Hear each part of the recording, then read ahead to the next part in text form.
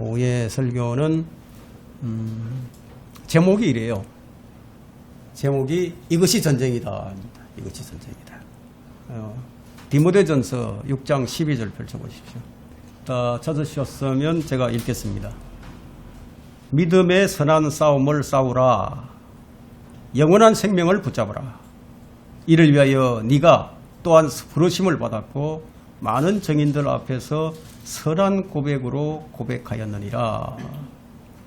바울이 디모데에게 보내는 이제 편지에서 이런 글을 쓰고 있습니다. 디모데에게 선한 싸움을 싸우라는 거죠. 전쟁이다 하면은 전쟁 이런 주제, 이 사람들이 좋아하는 주제가 아니에요. 전쟁 결코 사람들이 좋아하지 않습니다. 그러나 성경을 보면 전쟁의 연속이에요.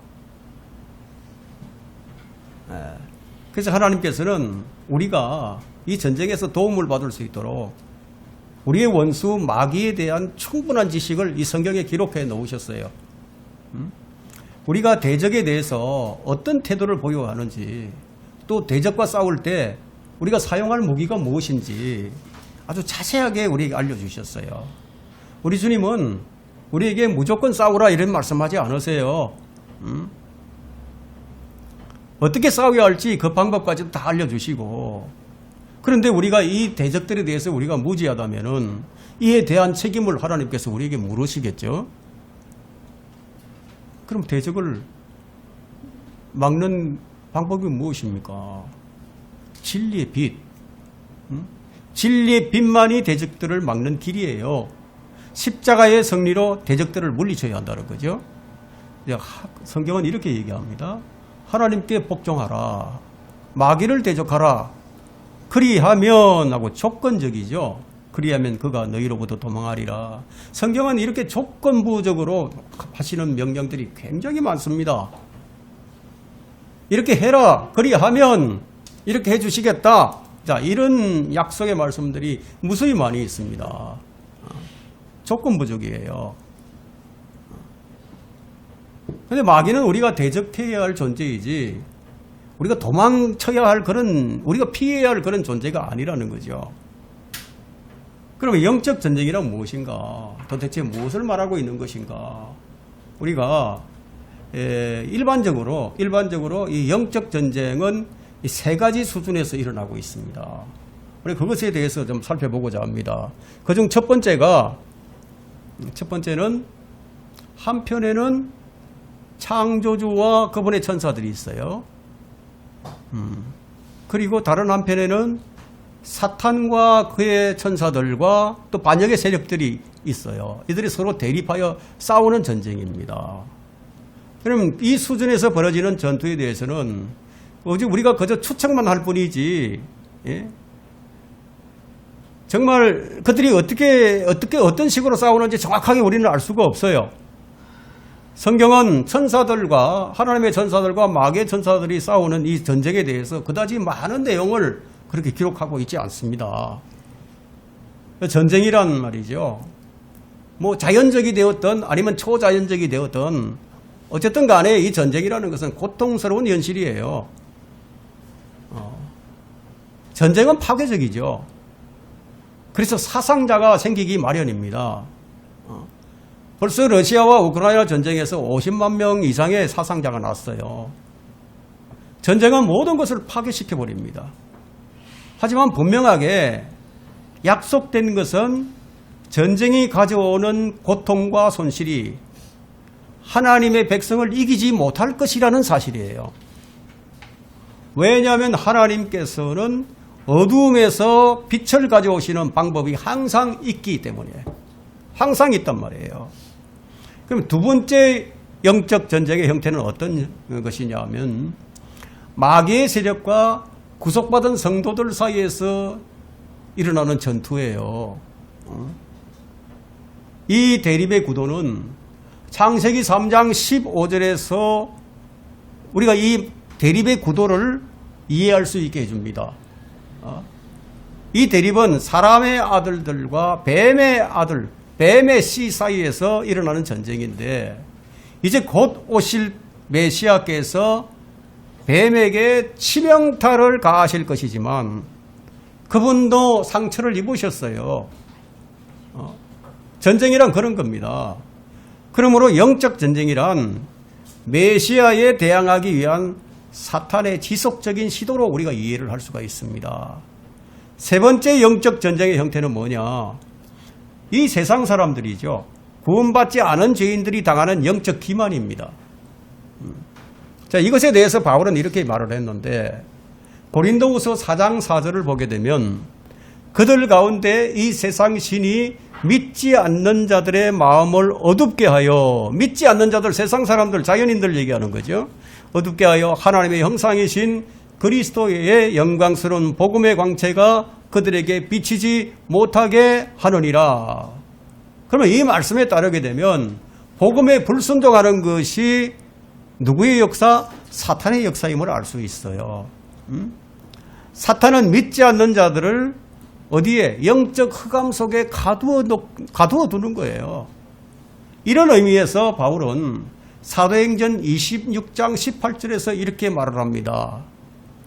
그들의 눈을 뜨게 하여 흑암에서 광명으로 사탄의 권세에서 하나님께로 돌아서게 하며 그들로 죄 사함 받게 하고 내 안에 있는 믿음으로 거룩하게 된 사람들 가운데서 유업을 받게 하려는 것이라.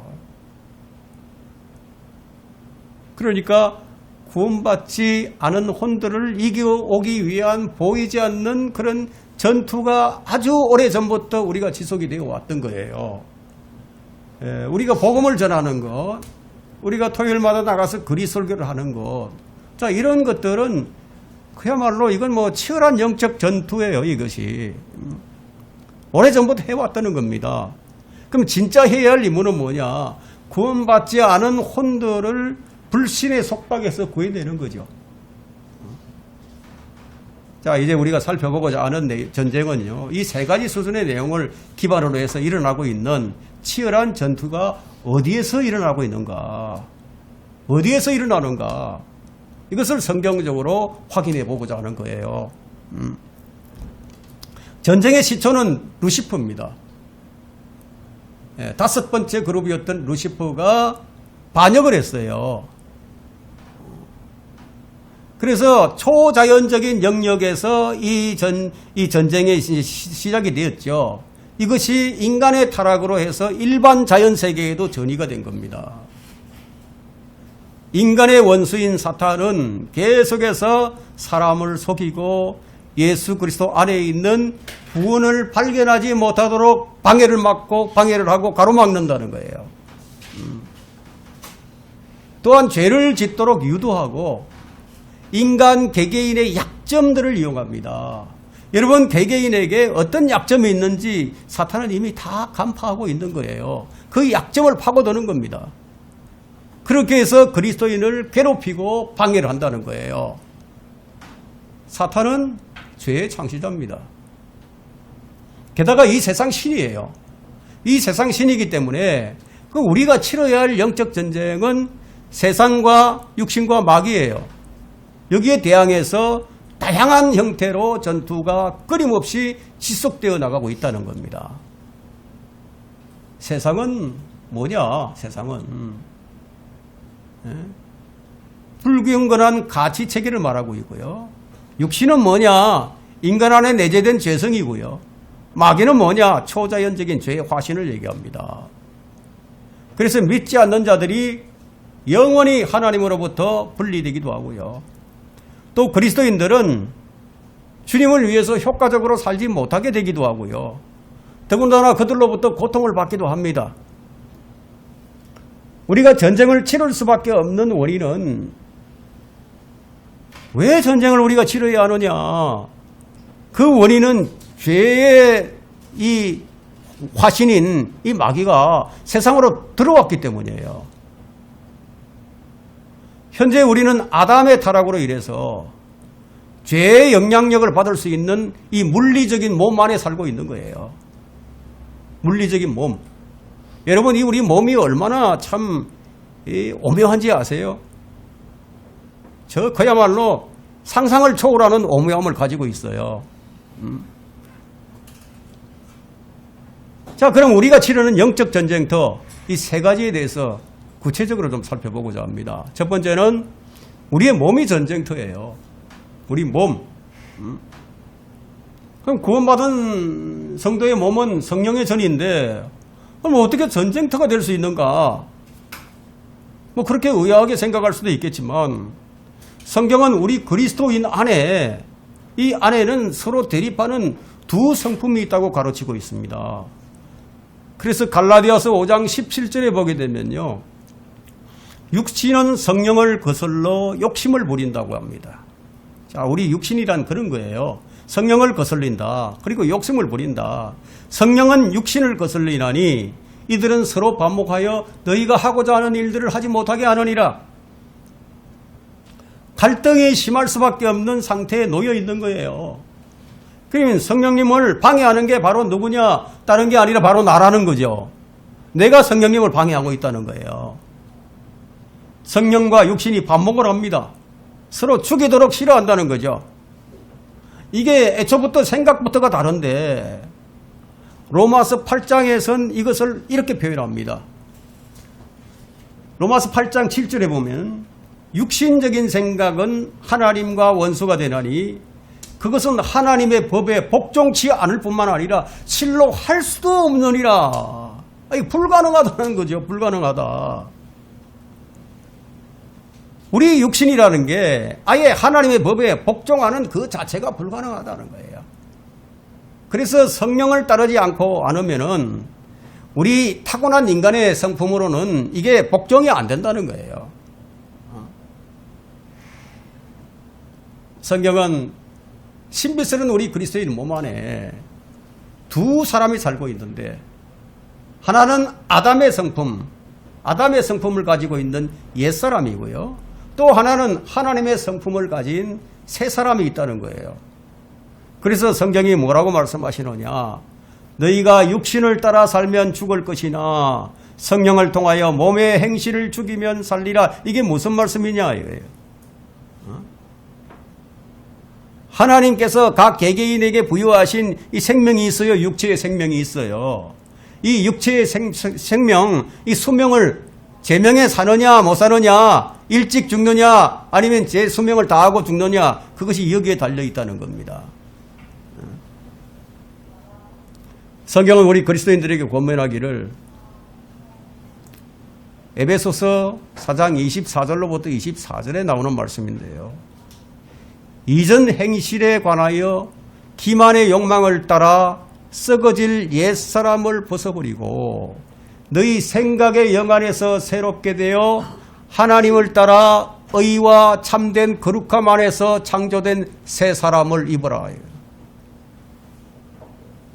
이 말씀은 우리가 거듭났다 하더라도 여전히 옛 습관들과 또 우리 생각들과 이 유혹에 쉽게 빠질 수 있다는 거예요. 왜냐하면 우리는 여전히 이 죽을 몸 안에 살고 있기 때문이에요. 거듭났다고 죄성이 사라지지 않습니다. 그래서 우리 안에는 전쟁이 일어날 수밖에 없는 아주 구조적인 문제가 있는 거예요. 그래서 우리의 혼은 우리 안에 있는 죄와 싸워야 하고요. 또 우리의 삶 속에서 영향력을 확장하고 있는 이 사탄의 공격에 맞서 싸우는 거예요. 이것이 전쟁입니다. 이게 물리적인 전쟁이 아니고 영적인 전쟁이에요. 발람 선지자가 이스라엘로 죄를 짓게 해서 하나님께 진노를 받게 한 것처럼 마귀는 끊임없이 우리로 죄를 짓게 해서 하나님께로부터 벌을 받게 만드는 거예요. 그래서 마귀는 인간의 죄성을 부추기기만 하면 돼요. 바람만 불어넣으면 돼요. 생각만 집어넣으면 돼요. 하나님께서는 성경에 죄가 언제 어떻게 시작되었는지 알려주셨어요. 최초의 사람이 금지된 열매를 먹었어요. 그러자 죄가 그 사람 안에 들어와서 머물게 된 겁니다. 이 죄의 역사가 얼마나 강한지 우리가 위대하다고 그리스도인들 중에서 가장 위대했던 사람 바울조차도 이 문제로 인해서 얼마나 괴로워했는지 로마서 7장은 바울의 내면의 세계를 다루고 있는데 그게 보면은 내가 행하는 것을 내가 알지 못하나니 이는 내가 원하는 것은 행하지 아니하고 오히려 내가 미워하는 것을 행하미요 하고 로마서 7장 15절에 기록을 하고 있습니다. 얼마나 이런 엄청난 일들을 바울이 겪었는지 그것을 자기가 설명하는 거예요. 우리 내면의 세계에서 이런 일들이 일어난다는 겁니다. 이게 무슨 말이냐면 바울의 속사람은 그리스도와 같이 되기를 원하지만 또 그의 몸 안에는 그것을 반대하는 강력한 힘이 있다는 거예요. 그것이 바로 죄의 힘인데 죄의 힘이 그의 생각 속에서 그를 사로잡으려 한다는 거죠. 이것이 로마서 7장 21절로부터 23절에 기록이 되어 있습니다. 바울은 이 문제로 얼마나 고민을 했던지 로마서 7장에서 자신의 내면을 소상하게 밝히면서 그 답을 우리에게 제시해 줍니다. 여러분 로마서 7장을 제대로 읽게 되면요. 우리 안에서 일어나는 전쟁이 무엇인지를 알게 되는 거예요. 문맥상으로 죄는 우리 삶을 붙들고요. 우리를 통제하려고 달려드는 일종의 어떤 존재라는 거죠. 그래서 이것을 가리켜서 성경은 뭐라고 얘기하느냐. 옛사람이다. 이게 옛사람. 옛사람이 가지고 있는 죄의 힘이라는 거예요. 이 죄의 속성은 하나님의 법을 어기려 하는 것임을 우리가 알 수 있죠. 그래서 죄는 인간적인 어떤 특성을 갖게 되어가지고 마치 죄 자체에도 생명이 있는 것처럼 그렇게 보이게 된 거예요. 그래서 육신이 너무 강하게 되면은 그 사람이 어떻게 보이느냐면 마귀적으로 보이는 거예요. 육신이 아주 강한 사람들이 있죠. 아주 마귀적으로 보입니다. 죄의 지배를 받는다는 것은 자신의 욕구를 자신이 통제하지 못하는 상태죠. 이게 강력해지면 어떤 일이 일어납니까? 묻지마 살인이 일어나는 거예요. 토막 살인이 일어나고, 예? 강간이 일어나고, 반인륜적인 죄악이 발생하는 거예요. 마귀의 세력들은 우리가 죄를 짓게끔 조종하는 데는요, 아주 매우 탁월합니다. 능숙한 거예요. 근데 이 죄가 말이죠. 인간에게 들어있는 것이기 때문에 인간 속에 죄가 들어있다는 거예요. 밖에서 안으로 들어가는 게 아니고 안에 있다는 거예요. 그래서 마귀는 그 안에 있는 것들에 대해서 덕덕덕덕 건들기만 하면 되는 거예요. 그럼 이 죄가 최초의 사람 아담 안에 들어온 후로는 떠나지 않고 있는 거예요. 이에 대해서 주님께서 말씀하시기를 마가복음 7장 5절에 보면은 아주 주님께서 자세하게 설명을 해주시고 계십니다. 사람 몸 밖에서 그 안으로 들어가는 것은 아무것도 그 사람을 더럽힐 수 없으나 사람 안에서 밖으로 나오는 것들은 그 사람을 더럽히느니라. 근데 이 말씀을 딱 하시니까 제자들이 이 말씀을 듣고 도대체 무슨 말씀을 하는지 알아듣질 못했어요. 마치 오늘날과 같은 거죠. 주님께서 무슨 말을 하시면 못 알아들어 사람들이. 그러니까 하도 답답하니까 우리 주님께서 온갖 비유를 들어서 다 설명을 해주시는데도 못 알아들으니까 주님께서 하시는 말씀이 이런 말씀을 하시는 거예요. 내가 너에게 한 말은 영이요 생명이라. 왜 못 알아듣는지 이제 알려준 거죠. 들을 귀가 없는 거죠. 그래서 18절에 보니까 마가복음 7장 18절에서 무엇이나 밖에서 사람 안으로 들어가는 것은 그 사람을 더럽힐 수 없다는 것을 너희가 알지 못하느냐. 이것이 사람의 마음 속으로 들어가는 것이 아니기 때문이라. 죄가 원래 들어있다는 거예요. 그 죄가 밖으로 나온다는 겁니다. 어떤 죄가 들어있느냐. 마가복음 7장 20절부터 쫙 나옵니다. 사람에게서 나오는 것이 그 사람을 더럽히느니라. 이는 속에서, 즉 사람의 마음 속에서 나오는 것은 악한 생각과 간음과 음행과 살인과 도둑질과 탐욕과 악의와 사기와 방탕과 악한 눈과 하나님 모독함과 교만과 어리석음이기 때문이니 이 모든 악한 것은 속에서 나와서 그 사람을 더럽힌다고. 24절까지 쫙 설명이 되어 있어요. 그 죄가 밖에서 안으로 들어간 게 아니고 아담의 후손들이 그냥 가지고 태어난 거예요. 이런 죄들이 인간의 마음속에 들어있기에 우리 몸이 전쟁터입니다. 구원받기 전에는요, 하나님의 성품이 없었으니까 그냥 양심의 갈등만 조금 느끼다가 뭐 잠시 후면 아무런 죄책감도 못 느꼈었는데, 구원받고 난 후에 하나님의 영이 들어오고 말씀이 들어오기 시작하자 뭐 이 영적 전쟁은 그야말로 치열해지는 겁니다. 그러면 이 전쟁에서 승리하는 사람은 주님을 항상 송축을 하게 되고 주님을 찬양함이 그의 입에 있을 수 있게 되지만, 이 전쟁에서 패배하는 사람은 어떻게 개와 돼지처럼 다시 옛사람을 따라 가버리게 된다는 거예요. 여러분, 이런 일들이 사람 안에서 일어나고 있다. 그래서 사람의 몸은 전쟁터다. 두 번째는 이 세상은 전쟁터입니다. 이 세상은 사람의 혼을 놓고 벌이는 하나님과 사탄의 대결장입니다. 그래서 마귀의 진영과 하나님의 진영 간의 전쟁이 지금 계속되고 있는 거예요. 이건 언제 끝이 나느냐? 요한계시록 20장에 가야 끝이 납니다. 하나님과 사탄이 사람을 놓고 벌이는 전쟁이에요. 끊이지 않고 계속되고 있어요.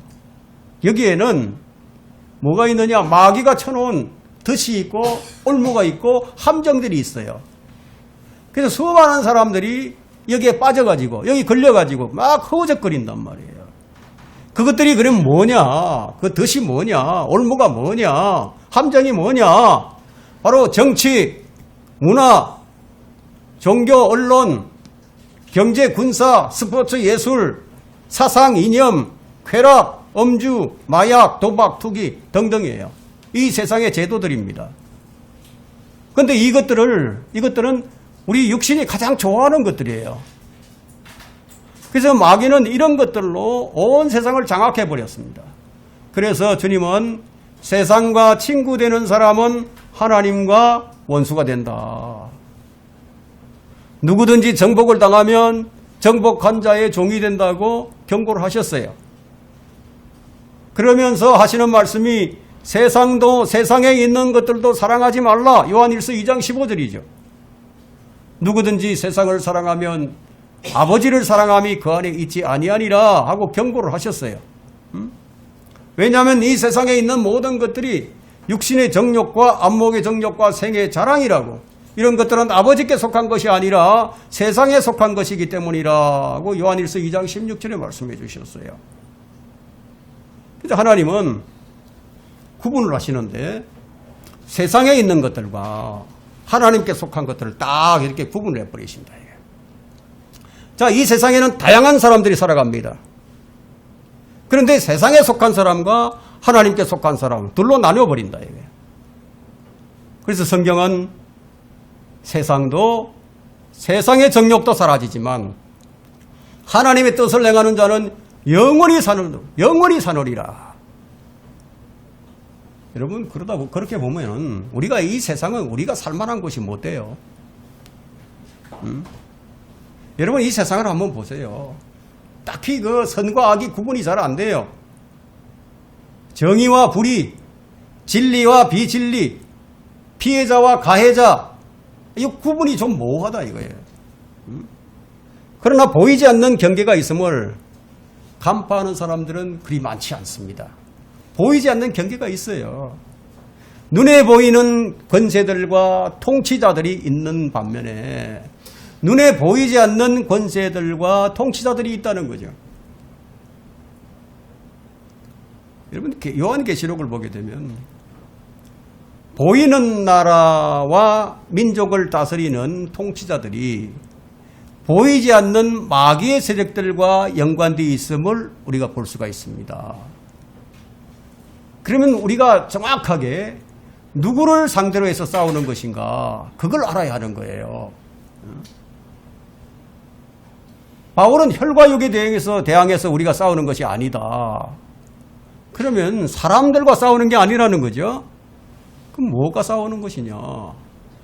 에베소서 6장 12절에 말씀하시기를 정사들과 권세들과 이 세상의 어둠의 주관자들과 높은 곳들에 있는 영적 악에 대항하여 싸운다. 이 세상에 이런 자들이 관장을 하고 있다는 거예요. 그래서 골로새서 1장 16절과 2장 15절에 따르게 되면 이들은 사탄의 영역에서 역사하는 타락한 영적 존재들이고 이들이 하나님의 구속의 목적을 방해하는 존재들이라는 겁니다. 루시퍼와 함께 반역에 가담했던 이 천사들이 이 세상의 통치자들과 정사들이죠. 여러분 미카엘 천사, 성경에 미카엘 천사가 나와요. 이 미카엘 천사는 이스라엘의 통치자죠. 높은 곳들의 높은 계급을 가지고 있는 이 천사들로서 하나님의 권위를 부여받고 인류의 특정한 무리들을 보호하는 임무를 띠고 있는 영적 통치자들이라는 거예요. 이런 것들은 구약 성경에 이미 미리 기록을 해놓으셨습니다. 열왕기상 22장 19절에서 이 하나님의 뜻을 수행하고 있는 천상의 존재들이 있음을 우리가 발견할 수가 있습니다. 우리가 자세한 것은 알 수가 없어요. 그것에 대해서 아주 구체적으로 이렇게 설명을 해놓지 않았기 때문에 다니엘 10장에서는 이 땅의 통치자들을 대표하고 있는 통치자가 하늘에 있는 것을 보여줍니다. 주의 천사가 다니엘의 기도를 듣고 이제 다니엘에게 오죠. 다니엘에게 오는데 21일이나 가로막고 있었던 자가 있었는데 그 자가 바로 하늘에 있는 페르시아의 통치자였다 이거예요. 이 땅에 있는 페르시아 통치자가 아니었어요. 그러면 이처럼 우리가 잘 알 수 없는 영적 존재들이 지금 천상의 하늘에 있다는 거예요. 여러분 그리스 신화 이런 것들 저절로 생겨난 거 아니에요. 이런 영적 악의 세력들이 있기 때문에 생겨난 거예요. 그럼 구약에서는 이들을 가리켜서 뭐라고 부르느냐 하면 다곤이라고 부르고 몰렉이라고 부르고 아스토로셀의 이름으로 그렇게 불렸지만 이 시약에서는요 아르테미스, 다이아나, 아폴로온 이런 이름으로 알려져 있습니다. 바울은 이러한 세력들이 하나의 조직 체계를 가지고 있다고 말을 합니다. 곧 정사들과 권세들과 악한 영적 세력들로 조직이 구성되어 있다는 겁니다. 그럼 이들은 지상의 나라들과 지역들을 관장하는 사탄의 고위급 통치자들이라는 거예요. 이런 권세들은 초자연적인 통치와 물리적인 통치 이 두 가지 개념을 모두 가지고 있습니다. 그리고 인간의 조직 배후에 이 초자연적인 세력들이 포진해오고 있다는 거예요. 포진해 있다. 이들은 각 나라의 이 문화권 안에 역사를 하면서 삶의 어떤 특정한 부분에 영향을 주는 존재들인데요. 이들은 속이는 영이에요. 속이는 영. 기만하는 영. 점치는 영. 탐욕의 영. 반역의 영. 두려움의 영. 연약함의 영 등으로 불리는 거예요.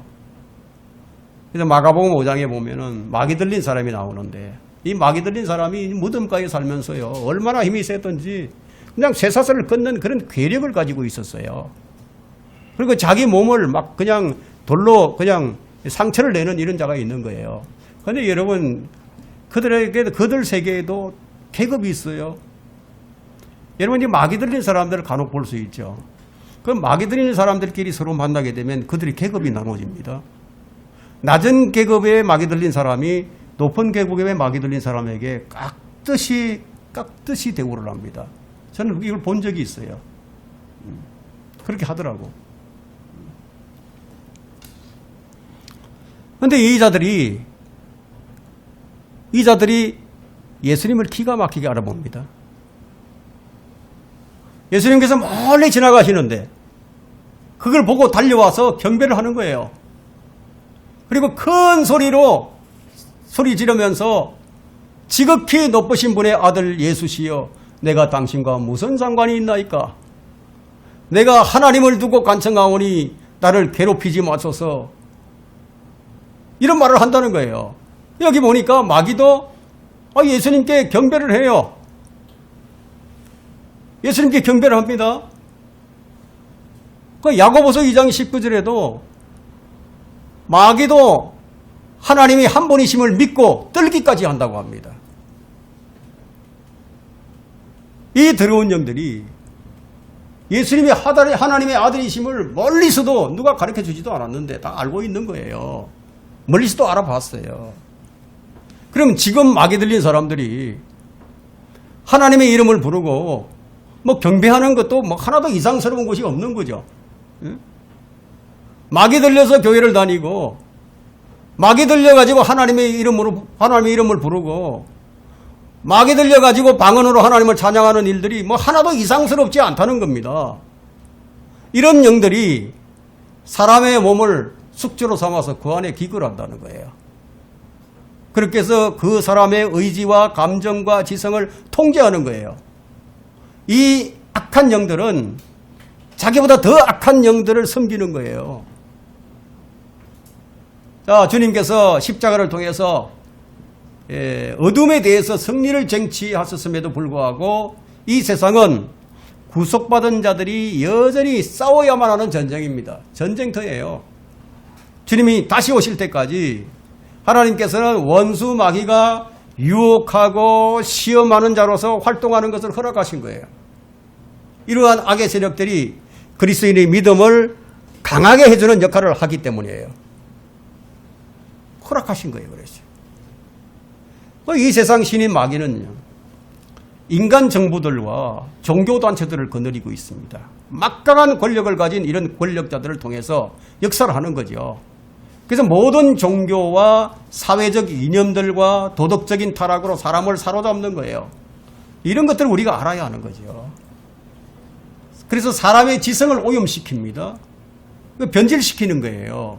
그래서 뉴에이지 확산을 하게 하고 사탄주의 의식을 지르게 하고, 그래서 일루미나티가 나오고 프리메이슨, 마약 생산, 마약을 공급하고 테러리즘, 성적인 타락과 포르노, 도박 등을 권장하죠. 여러분, 이 정부가 도박을 권장하는 거 보세요. 얼마나 웃기는 일인지.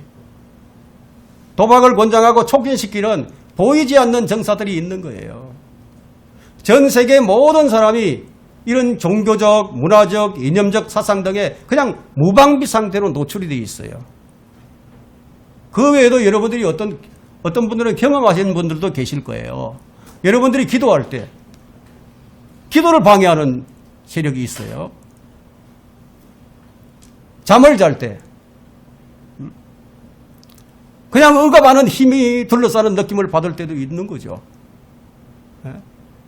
금방이라도 공격을 받을 것 같고 소름이 돋는 느낌이 들기도 했을 거예요. 이런 공격을 받는 이들이 많이 있어요.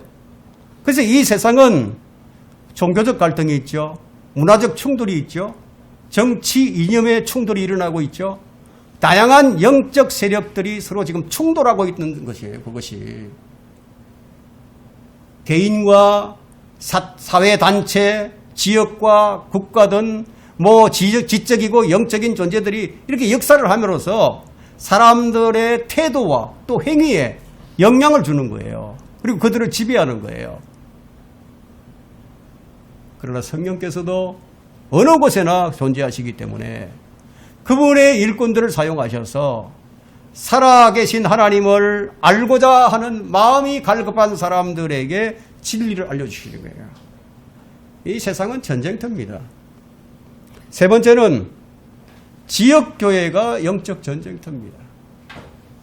여러분, 지역교회 전쟁터예요. 왜 교회가 전쟁터인가? 그 이유는 사탄의 공격이 있기 때문입니다. 바울이 사도행전 20장을 보게 되면 예루살렘으로 올라가기 전에 에베소의 장로들을 다 불러 모았어요. 그리고 앞으로 교회 안에서 일어날 일들을 다 알려줍니다. 여러분, 사도행전 20장 아마 29절 30절 한번 펼쳐보십시오.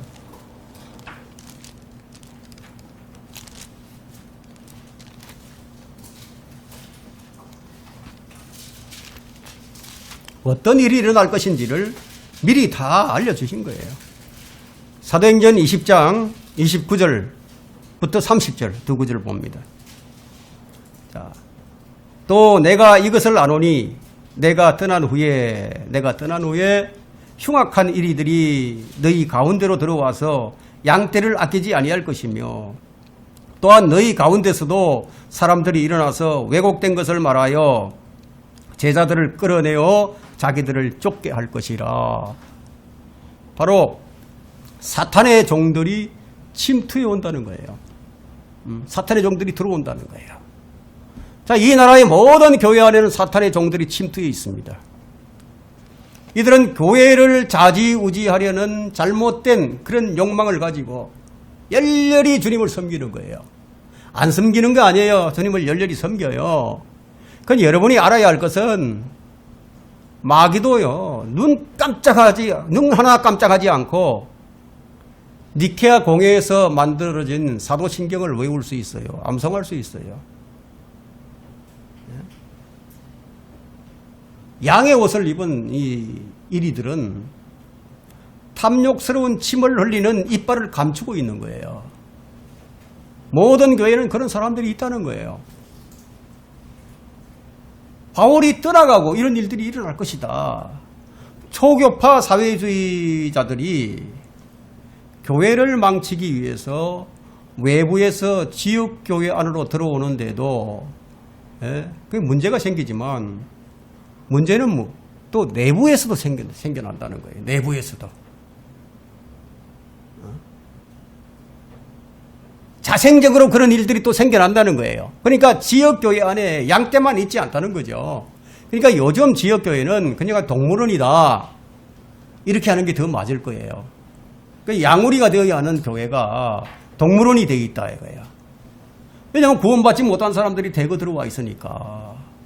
이런 결과로 인해서 인간을 신격화하는 모습을 보게 되죠.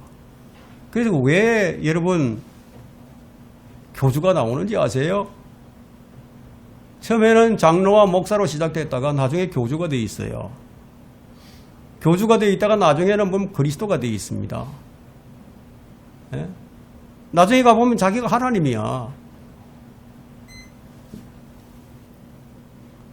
그래서 요즘 일어나고 있는 초교파 운동이나 에큐메니칼 운동이나 은사주의, 세속주의 뭐 이런 것들은요, 여러분 우연히 생겨나는 것이 아니에요. 우리가 이것을 알자는 겁니다. 지금 일어나고 있는 이런 운동들이 그냥 일어나는 게 아니고 그 배후에 누군가가 있다. 여러분 초교파가 무엇입니까? 초교파. 여러분 뜻이 아십니까? 초교파를 좋아하는 사람들, 그럼 초교파가 뜻이 뭐냐 이거죠.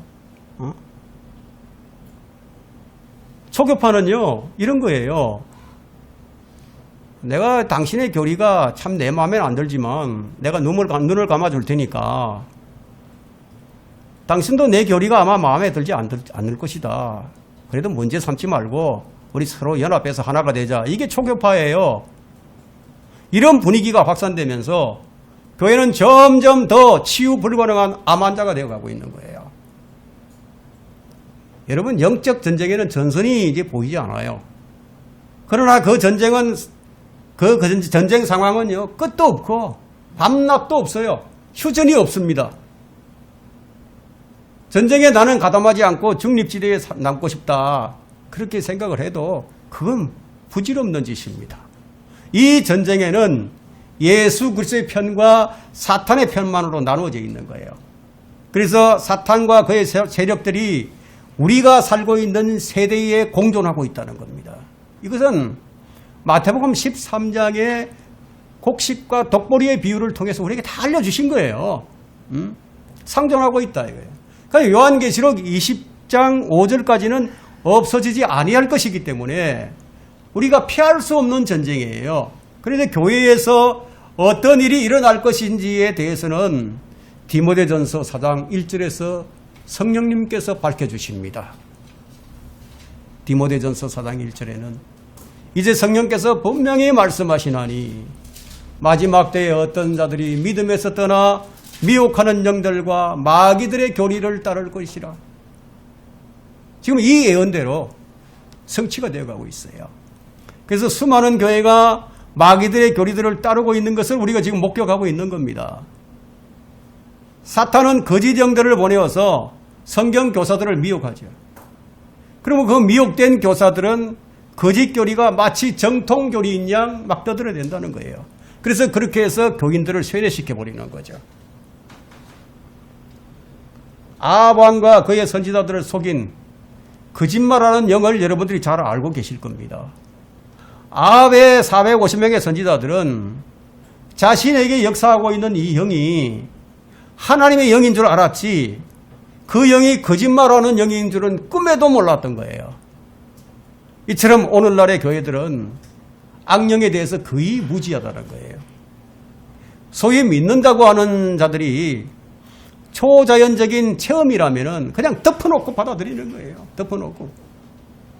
심지어 영적인 사람이라고 자처하는 자들조차도 이 지식의 부족으로 인해서 그냥 이 예수 그리스도가 전파되기만 하면 사탄의 존재와 능력, 그를 대적하는 방법 이런 것에 대해서 말할 필요가 없다고 주장하는 그런 시대가 되어버렸습니다.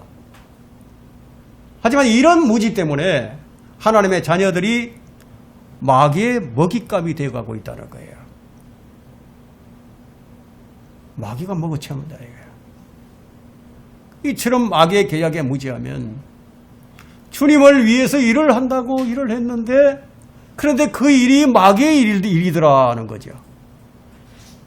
그럼 진리가 아니면은 여러분 하나님 섬길 수 없어요. 진리가 아니면 불가능해요. 영과 진리로 하나님께 경배드려야만 하느니라. 오히려 하나님의 일을 하면서 진리를 대적할 수 있다는 거예요. 이것이 현 시대의 교회의 모습입니다. 그래서 교회는 영적 전쟁터예요. 창세기에는 에덴 동산의 짧은 얘기가 좀 나오죠. 바로 그곳에서 인류를 향한 사탄의 첫 미혹과 그의 교활한 방법이 무엇인지를 우리가 발견을 합니다. 사람들은 미혹하는 가장 강교한 방법이 뭔가? 사람들을 미혹하는 가장 강교한 방법 무엇일까요? 빛의 천사로 가장하는 겁니다. 선하고 긍정적인 것들을 제시하는 거예요. 구약의 역사를 보게 되면 교회에서 어떻게 역사할 것인가를 우리에게 미리 보여주는 겁니다. 사탄의 활동은 곳곳에 침투해 있었어요. 다윗이 이스라엘을 계수하라는 마귀의 충동에 그냥 넘어가 버렸습니다. 그런데 다윗은 그 생각이 마귀가 넣어준 생각인 줄 몰랐어요. 여러분 그 동방의 의인이었던 욥도 마찬가지예요. 종들이 와서 보고를 합니다. 하늘에서 불이 내려와 가지고 양들과 종들을 다 태우고 나만 혼자 남았다고. 근데 욥이 그것이 하나님께서 내리신 불인 줄로 믿었죠. 여러분 그때나 지금이나 사탄의 역사인지 하나님의 역사인지 잘 모르는 거예요. 율법 시대의 이스라엘의 역사를 보게 되면 사탄의 권세들의 베일이 벗겨져 버립니다. 이스라엘의 우상 숭배가 만연했었는데 그것이 바로 마귀의 역사였습니다. 하나님의 율법도 알고 그분의 표적들과 이적들과 기적들로 인도를 받았던 이스라엘조차도 점을 쳤다는 것을 보게 되면 여러분 이 어둠의 권세들이 얼마나 강력한지를 보여주는 거죠. 그러면 마지막 때가 무르익어 갈수록 사탄의 군대는 어떻게 하겠습니까? 더 총력을 기울이겠죠. 그렇게 해서 성도들을 공격하겠죠. 자, 우리 주님께서는 대환란 때 미혹의 활동을 특별한 표적으로 알려주셨어요. 그것이 마태복음 24장 4절, 5절, 11절, 24절에 나와 있는데 마태복음 24장에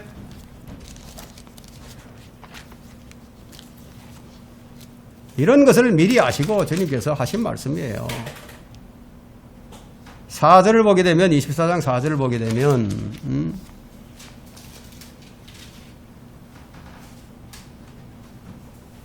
예수께서 그들에게 대답하여 말씀하시기를 아무도 너희를 미혹하지 못하도록 주의하라고 말씀하셨죠. 그죠? 미혹하지 못하도록 하라. 그리고 5절에 보니까 많은 사람이 내 이름으로 와서 내가 그리스도라고 말하며 많은 사람을 미혹하리라고 말하고 있죠. 그리고 11절 보세요. 11절 보면 또 많은 거짓 선지자가 일어나서 많은 사람을 미혹하리라. 그 24절 보세요.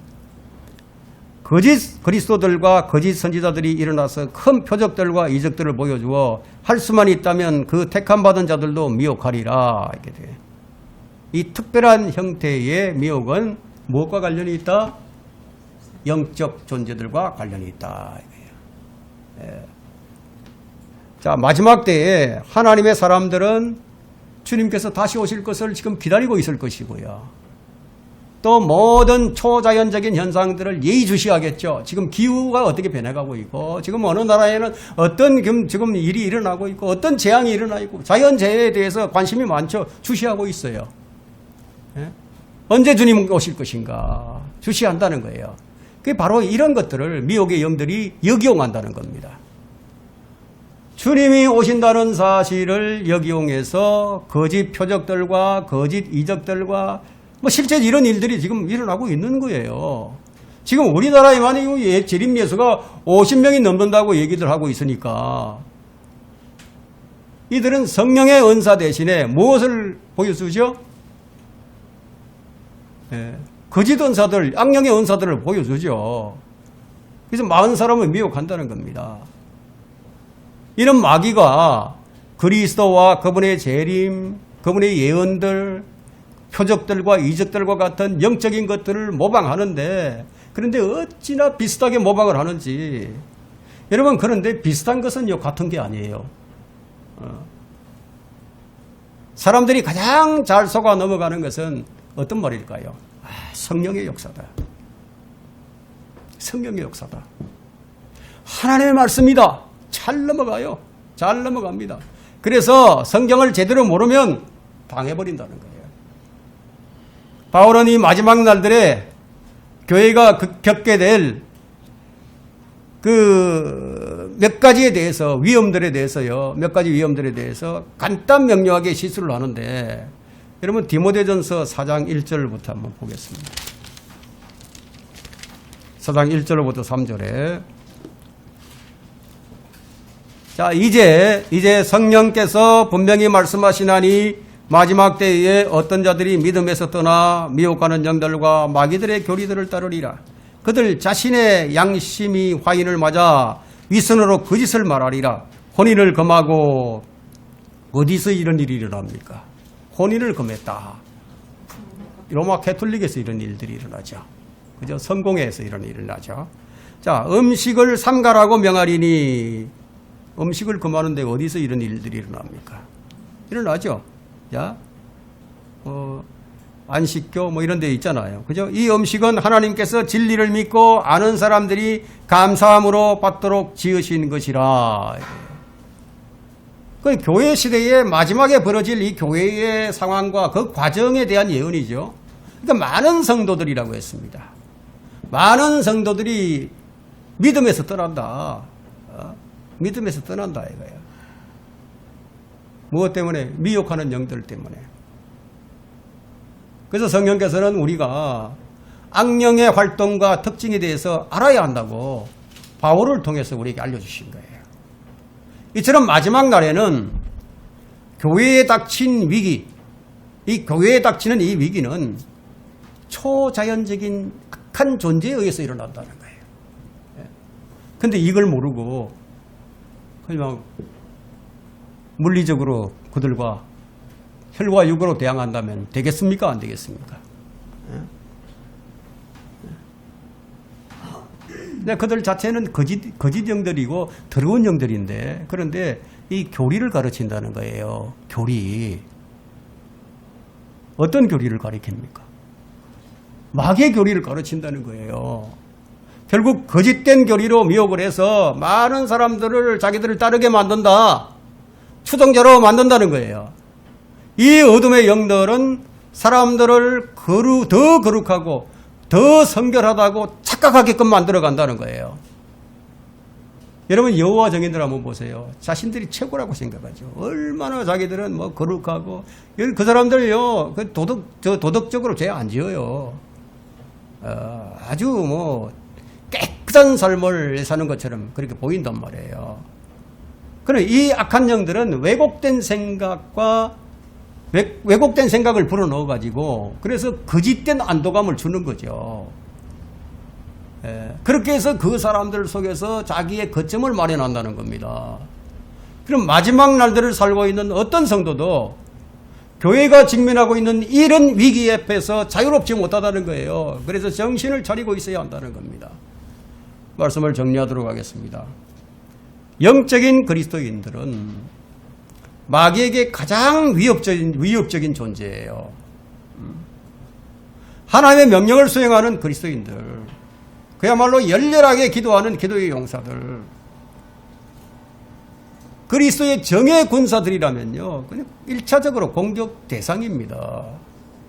교회를 이끌고 복음을 전파하면서 경배하고 하나님의 나라를 위해서 기도하고 섬기는 예수 그리스도의 종이라면 누구나 마귀에게 위협적인 존재가 된다는 거예요. 그래서 영적 전쟁을 수행할 때 더 큰 저항을 받게 됩니다. 기도의 영적 전쟁. 여러분, 기도는 전쟁입니다. 여러분, 기도는 어쩌면 가장 큰 전쟁일 수 있어요. 기도를 방해하는 보이지 않는 그런 힘이 작용한다는 거예요. 기도 중에 갑작스럽게 두려움이 엄습해 와요. 기도 중에 뭔가 나타나서 머리통을 한 방 쳐요. 이런 저항이 있다는 것을 보여주는 겁니다. 더러운 영들이 밤낮으로 여러분에 관한 정보들을 다 수집하고 있어요. 여러분이 취약한 부분이 뭔지 다 그냥 지금 다 구분하고 다 가지고 있다는 얘기예요. 예? 보이스 피싱이 여러분의 그 데이터베이스를 다 가지고 있듯이 다 가지고 있다는 거예요.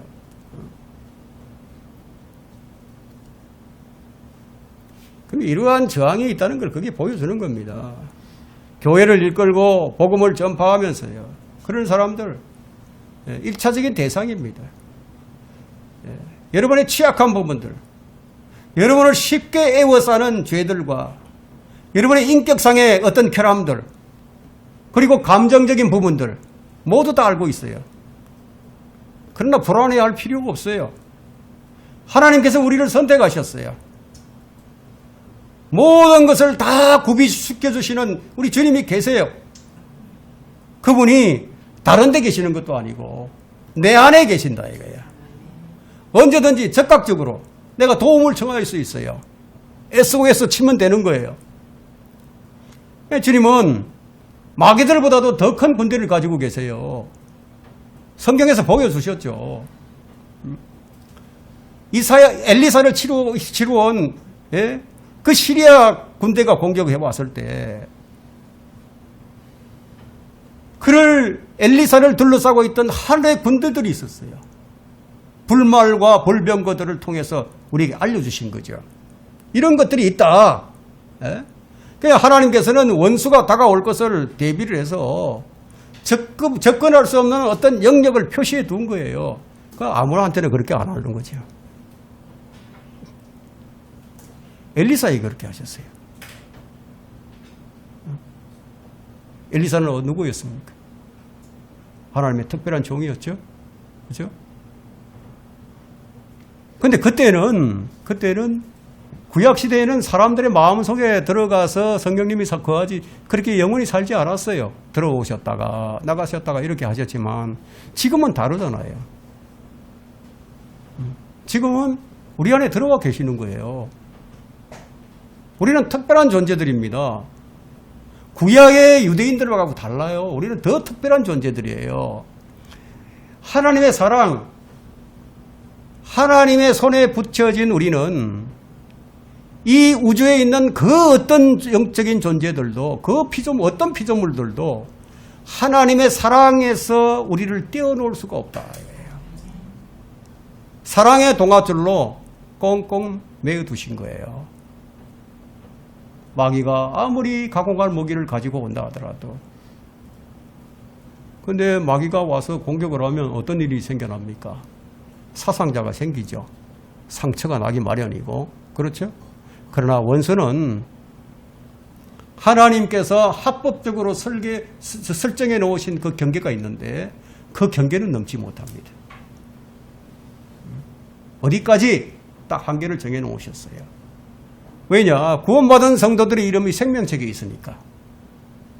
그 생명책은 그러면 어디에 있는가? 마귀가 접근할 수 없는, 마귀가 지울 수 없는 장소에 하나님 보좌에 있는 곳에 있다 이거예요.